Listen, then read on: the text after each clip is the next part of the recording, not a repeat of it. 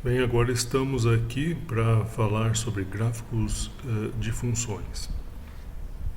Então eu peguei aqui essas etapas que estão lá nas aulas lá do professor João Sampaio e ele fez uma descrição muito boa e eu vou empregar essas etapas no seguinte exemplo. O exemplo dessa função aqui, 2x menos 2 raiz cúbica de x ao cubo mais 1. Então, a primeira coisa que ele fala para que se faça, determine o domínio da função e, com base nisso, verifique se a curva tem assíntotas verticais. Tá?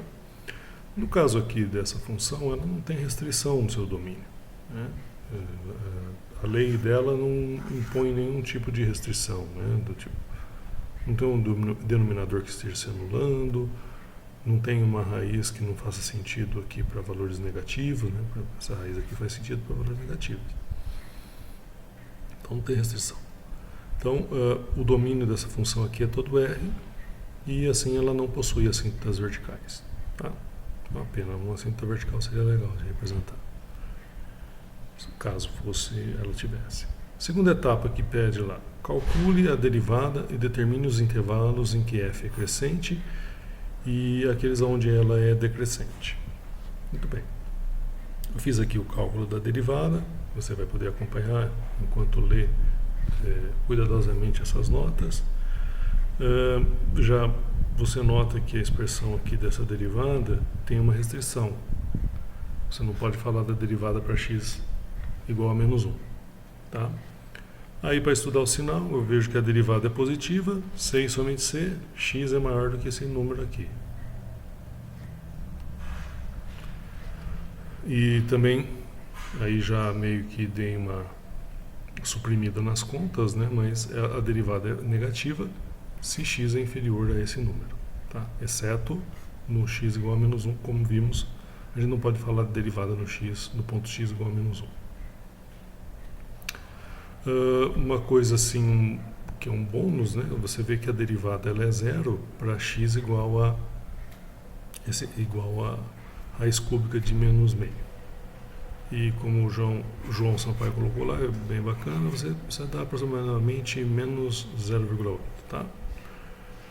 Então o que você tem? Você tem que f é estritamente crescente nesse intervalo, estritamente decrescente nesse outro intervalo. E olha só que legal, o ponto raiz cúbica de menos meio, ele é ponto de mínimo para f em toda a reta. Próxima etapa. Determine os pontos de máximo locais, os pontos de mínimos locais, bem como os valores de f nesses pontos. Você vê o seguinte, que o único ponto onde a derivada se anula é no raiz cúbica de menos meio. E ele já foi classificado como ponto de mínimo lá, né? Ele é de mínimo global e com isso ele também é local, né? Ele é de mínimo em toda a reta. Resta analisar o x igual a menos 1. Por que analisar o x igual a menos 1? Porque o teste de derivada não vale para x igual a menos 1, porque a derivada não existe nele. Então ele requer uma análise separada. Bom, o que acontece nesse menos 1? Infelizmente nada muito, nesse momento nada interessante. A gente vai ver que ele tem um papel sim, um pouquinho mais adiante. Note que a f é estritamente decrescente no intervalo lá. Isso inclusive no ponto, passando ali pelo menos 1, tá? Que o critério de ser estritamente decrescente e tal, ele não foi destruído só porque ela não tem derivada nesse menos 1. Logo, esse cara ele não é extremamente local. Ele não é nem ponto de máximo, nem ponto de mínimo local. Tá? Então, ok. É bom ser cuidadoso, por isso que a gente foi e analisou nele. Próxima etapa. Calcule f2 linhas de x e determine os intervalos onde a curva é côncava para cima e aqueles onde ela é côncava para baixo. Tá? Aqui, a derivada primeira da função é essa expressão.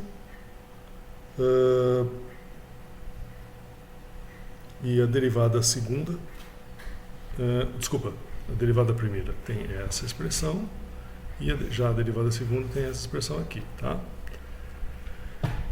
Como a gente já sabe que vai ter que falar de pontos de inflexão, eu também já me adiantei, né? Então você vê que a derivada segunda, que é essa sujeita, é zero se somente c x igual a zero. Então é um possível ponto de inflexão. Vamos analisar o sinal dela. E para isso a gente tem que analisar o sinal do numerador e do denominador. Eu faço isso, né, usando aquele método lá do varalzinho, né? Então eu vejo o seguinte, ó, que a derivada segunda ela é negativa de 0 para frente, positiva entre menos 1 e 0, exclui menos 1 porque ali não faz sentido falar dela, e negativa abaixo de menos 1. Então, com essa análise e os teoremas que a gente já viu da última aula, a derivada segunda é menor do que 0 em 0, em menos infinito até menos 1, então ela é côncava para baixo, ou na linguagem do Lang, que foi a que nós utilizamos na última aula, convexa para baixo, nesse intervalo. A derivada segunda é positiva de menos 1 a 0, então ela é estritamente convexa para cima, nesse intervalo. E derivada negativa segunda negativa de 0 a mais infinito, logo ela é côncava para baixo, ou estritamente convexa para baixo na linguagem do Lang. Próximo passo que ele pede: determine os pontos de inflexão.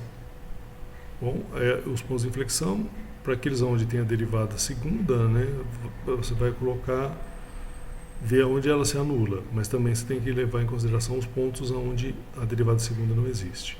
Então, esses até a gente já fez um trabalho antes. Um deles é o menos 1, que eu já falei. Ele é um ponto de inflexão vertical. Por quê? Vejam. Eu botei vertical aqui é porque a reta tangente a ele é vertical. Tá? A esquerda do menos 1, ela é côncava para baixo. A direita do menos 1, ela é côncava para cima. Então houve essa mudança brusca. O mesmo, uma coisa parecida você vê ali para o zero. Tá? E eu botei inflexão oblíqua porque alguns textos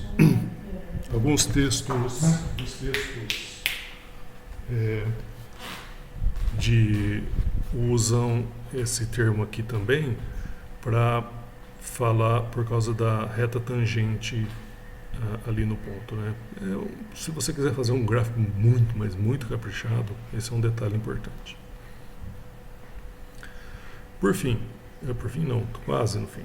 Calcule as raízes de f, ou soluções de f de x igual a 0, quando isso não for difícil, tá? Se for difícil, às vezes você também pode fazer algum tipo de aproximação e tal, que também não vai ser tão ruim não.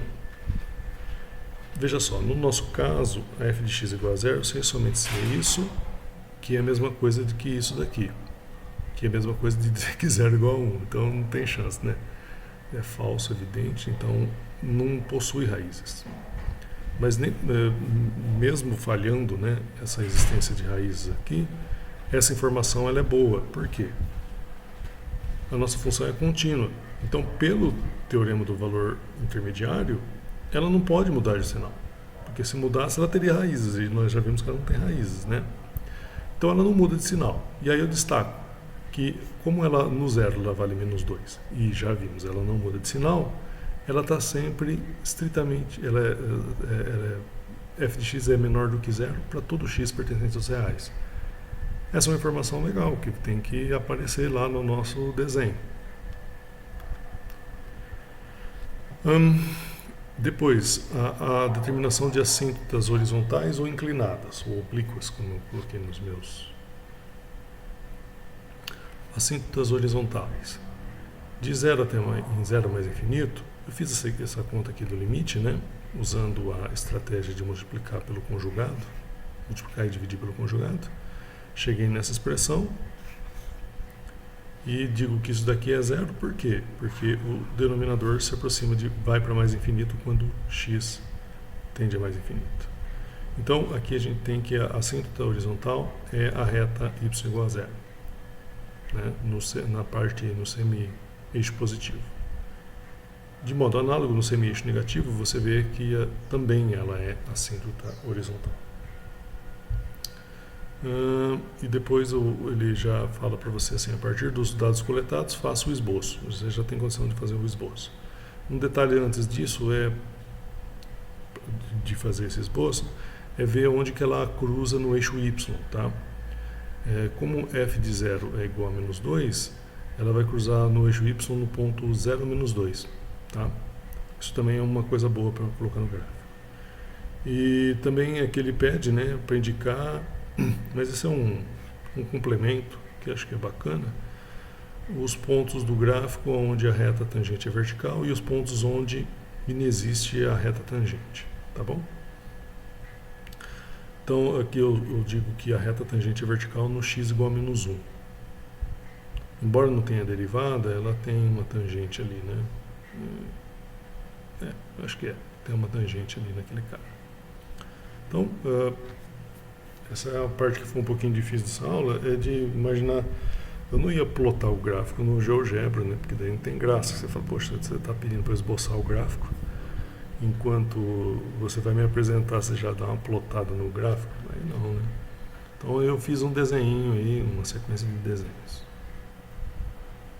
Nesse primeiro desenho aqui, o que eu fiz? Escolhi, né, a escala, é muito importante, a escala adequada dos pontos, né? E marquei aqui o ponto onde cruza no eixo Y. Esse ponto aqui, o menos 1, menos 2, por quê? Por causa do ponto de inflexão menos 1. E esse carinha daqui, esse menos 0,8 está marcado aqui em cima, e o valor correspondente da função aqui, essa altura, é o menos... é a raiz cúbica de menos meio que está aparecendo aqui, tá bom? E também aí é o f da menos a raiz cúbica de f de raiz cúbica de menos meio também está aparecendo aqui. Esse ponto aqui eu esqueci de marcar o valor dele. Essa foi a primeira parte. Depois, o que eu faço? Eu já começo a usar as informações. Eu tenho a informação...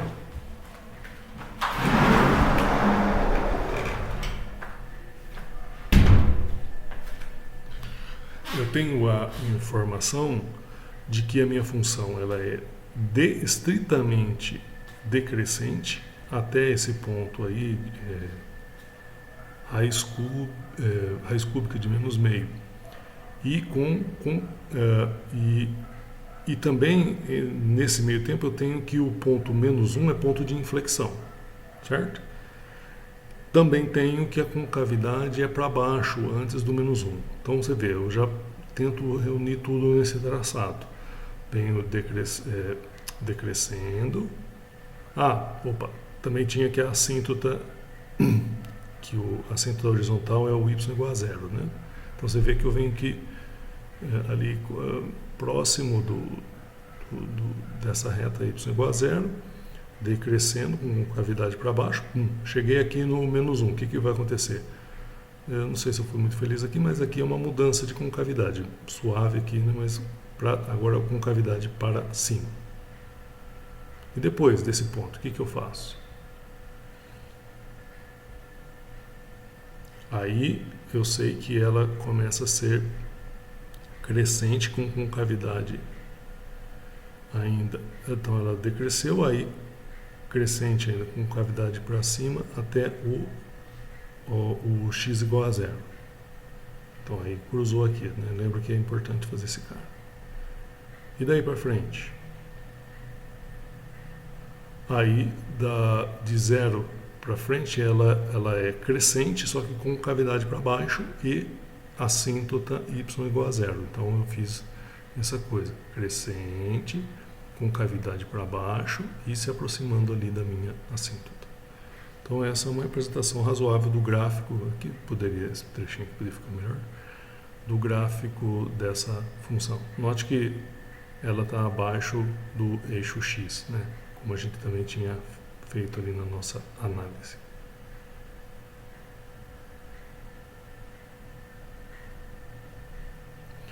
Bom, é isso, pessoal. Também tem aqui uma recomendação de exercícios. Eu recomendo o conjunto de problemas 7.1, lá do livro das notas de aula do João Sampaio, está na aula 7.